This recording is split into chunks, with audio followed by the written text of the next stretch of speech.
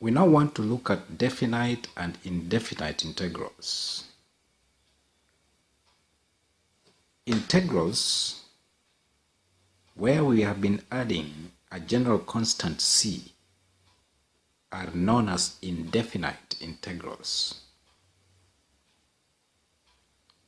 They differ from definite integrals in that an integral is definite if it has lower and upper limits. And we normally write this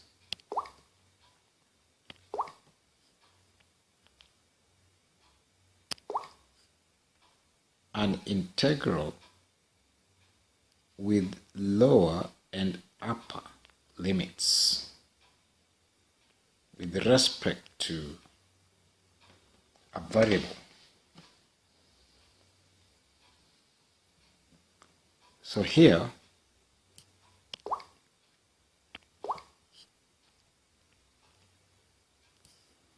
a is called the lower limit of the integral, while b is equal to the upper limit of the integral. Otherwise, without limits, the expression is called indefinite integral, written simply as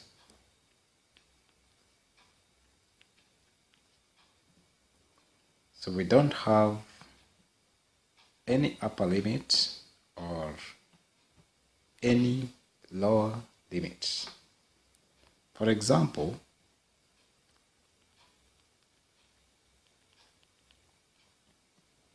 if we write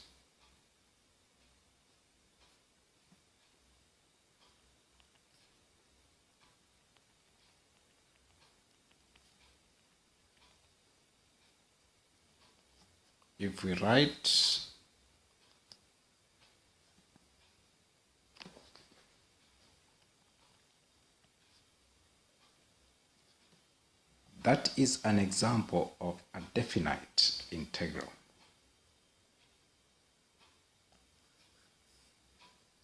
But the same can be indefinite if written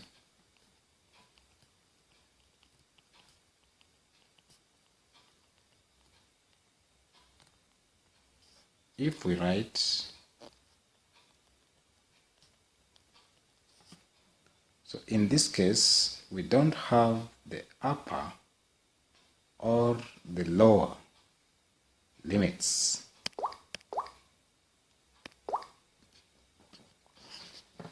Let us see how we can evaluate definite integrals. For definite integrals, the values of the limits are substituted into the integral. This will yield a value for the integral as follows.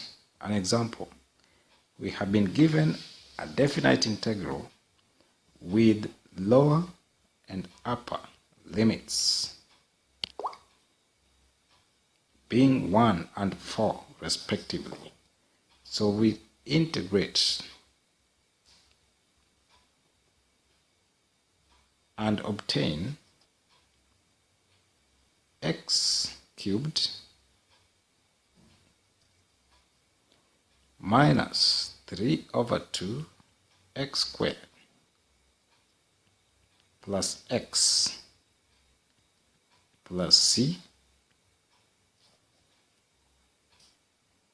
and we write our limits as 1 and 4 respectively.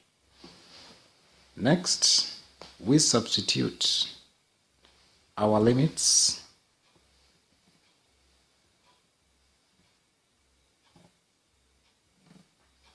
as follows. Where we have x, we put the upper limit. So we'll have 4 cubed minus 3 over 2 into 4 squared plus 4 plus c.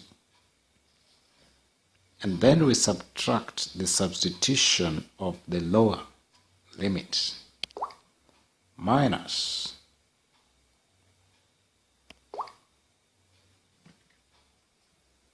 1 cubed minus 3 over 2, 1 squared plus 1 plus c.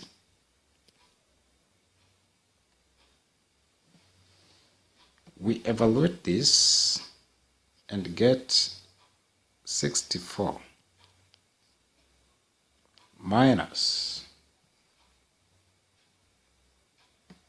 24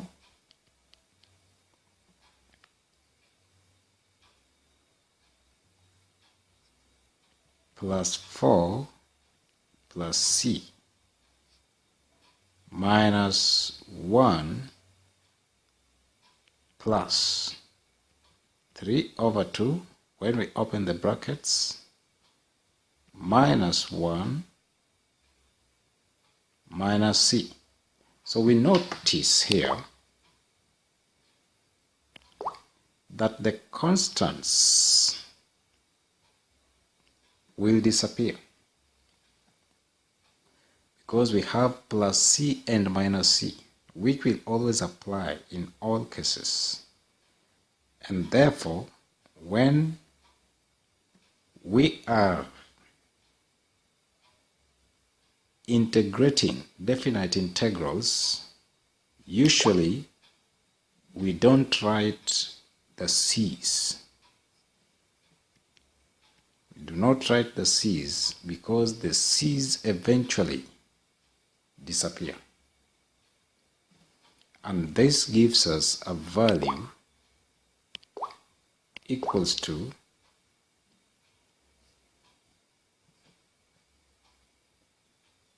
64 minus 24 plus 4 minus 1 minus 1.5, and that gives us a value of 43.5 as the value of the integral.